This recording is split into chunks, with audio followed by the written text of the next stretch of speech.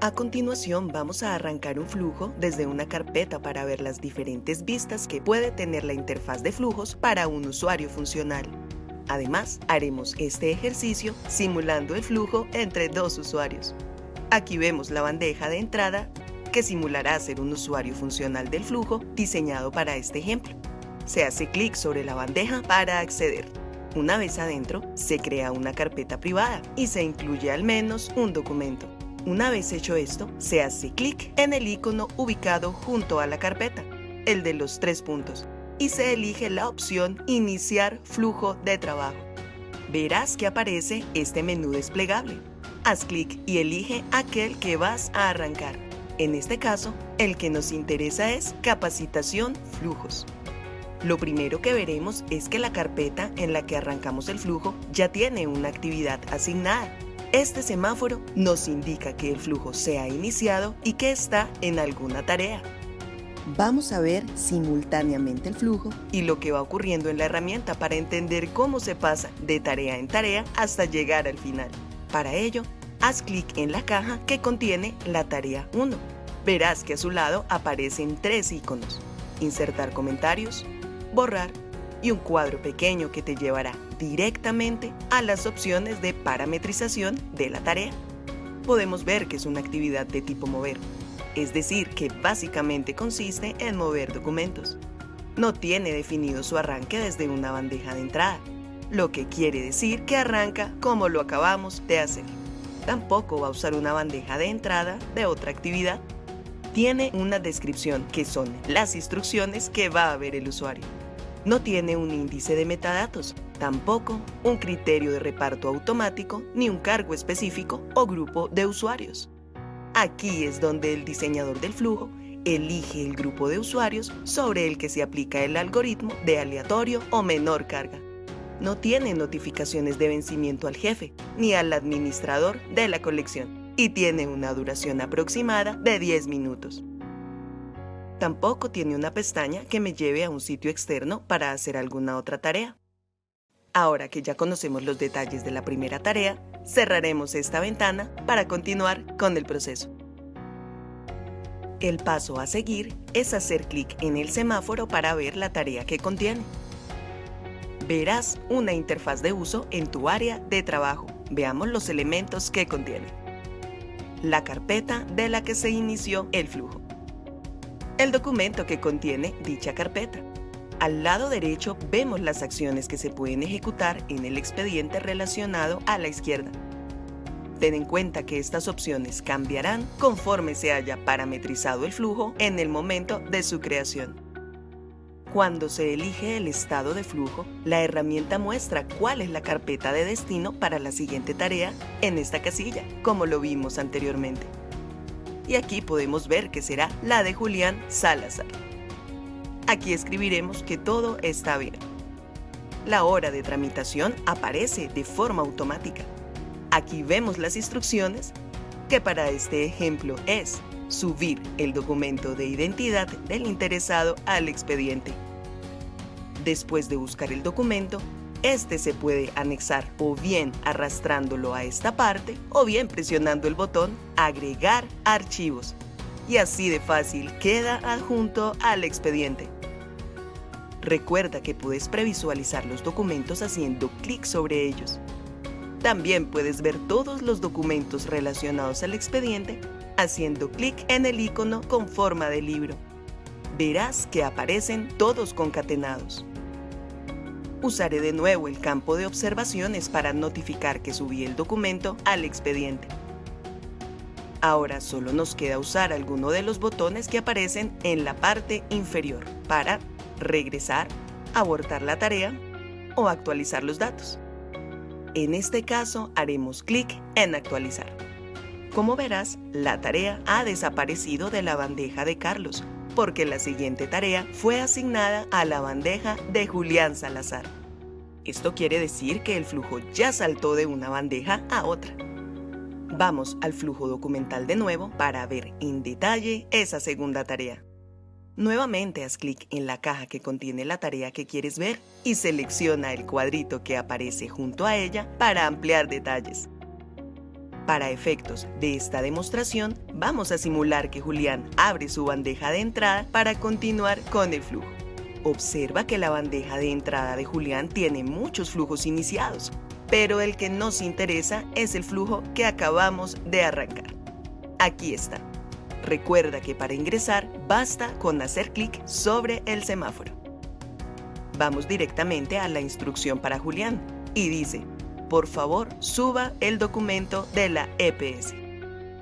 Simularemos que Julián busca el documento y que lo agrega arrastrándolo aquí. En este caso, en el estado de flujo, se selecciona la opción que aparece en el menú desplegable: Analista asignado. Recuerda que el estado del flujo es el texto que sale sobre la flecha que acompaña a la tarea en el flujo documental. Paso seguido, se escribe la observación y por último, se confirma la acción. Fíjate que apareció una pequeña ventana con una advertencia. Parece que Julián no tiene permisos sobre los elementos del expediente y por eso será necesario transferir la tarea. Recuerda que para transferir una tarea, el usuario debe enviarla desde su bandeja de entrada hacia la de aquel que va a recibirla. Una vez aquí, se hace clic en los 3 punticos y se elige la opción Trasladar. En esta ventana se debe indicar la nueva localización. También se escribe el motivo del traslado, se define una fecha para el trámite y se confirma la acción. Ahora, una vez más, simularemos ser Carlos para continuar con el flujo de la tarea que le fue trasladada.